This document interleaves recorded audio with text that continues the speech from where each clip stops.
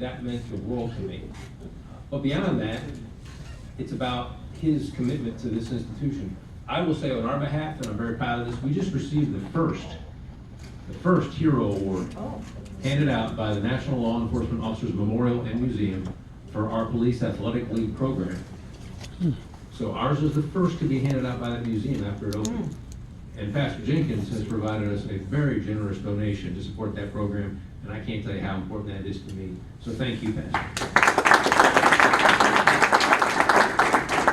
I got a couple odd notes here.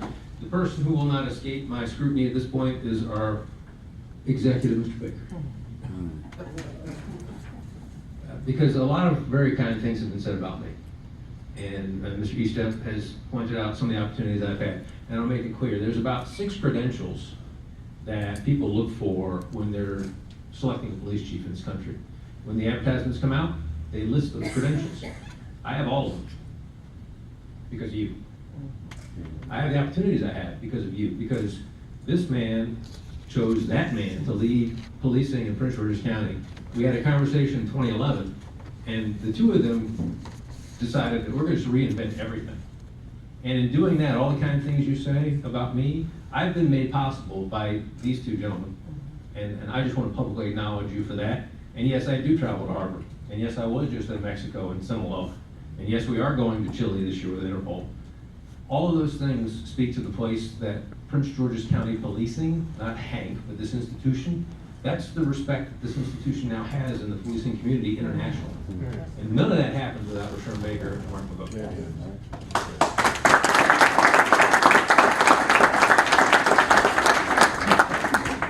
Oh, by the way, people see it too, because 2 of our former deputy chiefs are now the head of internal affairs and a principal investigator for FEMA. One is now deputy chief for the largest combined multi-state metro, or metro transit police. One is running security at Smithsonian, one is at our new regional medical center. I'm very proud to say that one was just so elected by the mayor of Stamford, Connecticut to be their new police chief. People want what we do in Prince George's County to come to their communities and to serve them. Again, thank you, Mr. Baker. Beyond that, I want to talk very briefly about a couple of things. One, and let me just make sure I don't miss anything here for you. We are working diligently to be the ambassadors of our own message. And one of the things that I would like to provide to the Business Roundtable is a video I just completed. I think for too long, and well-intentioned, we were relying on different folks to relay a message on behalf of the Prince George's County Police Department to various parts of our community. And some of you have been very kind to me on multiple occasions in this room talking about how often you see me on TV. I've released a video now making it abundantly clear exactly what the position of our department is based on the executive's leadership. And again, I'm living the dream. 2 things don't happen in the big city police departments. Number 1, you don't become the chief of your own department. Number 2, you don't survive a transition. And I'm very proud to now work for our new county executive.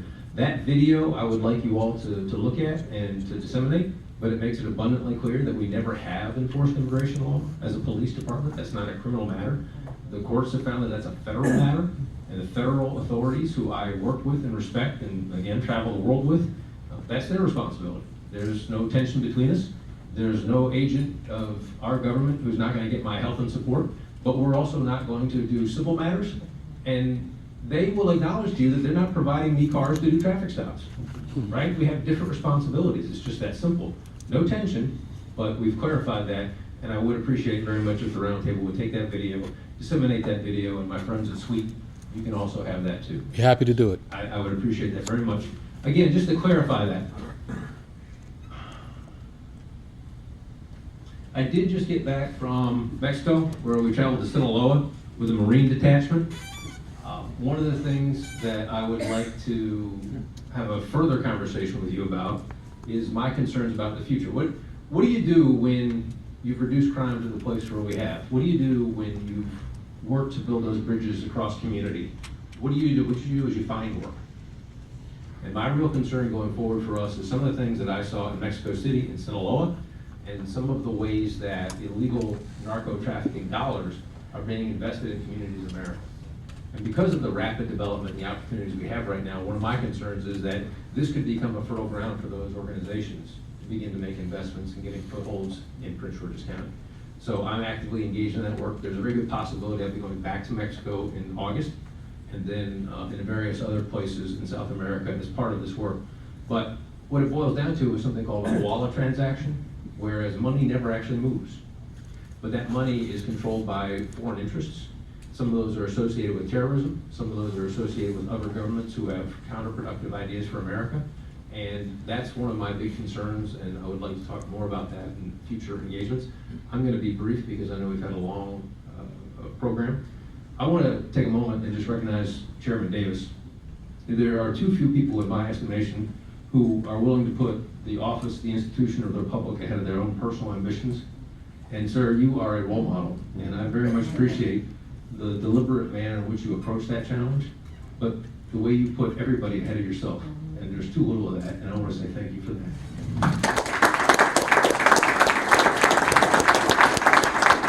Lastly, I want to thank my FOP president, as always, Zeke Telechia. We will be participating and hosting in September. One thing I would ask gently is if Major Sharpner, who's my chief of staff, could make a presentation at that point. The Special Olympics, the International Special Olympics convening will happen in Prince George's County in 2020 at our National Harbor. Tony, Jen Donlin, my Director of Media Relations, and Force of Nature, and some other folks from my team are leading that effort, and we'd like to talk more about how Business Roundtable would be involved in that. Lastly, we also fight crime, getting around to that, and to make it very brief, we're down 18% again this year.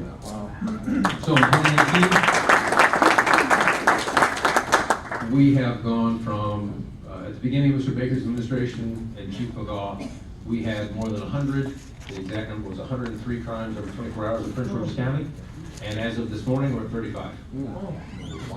Another 18% reduction this year. With that, I will conclude and just say thank you.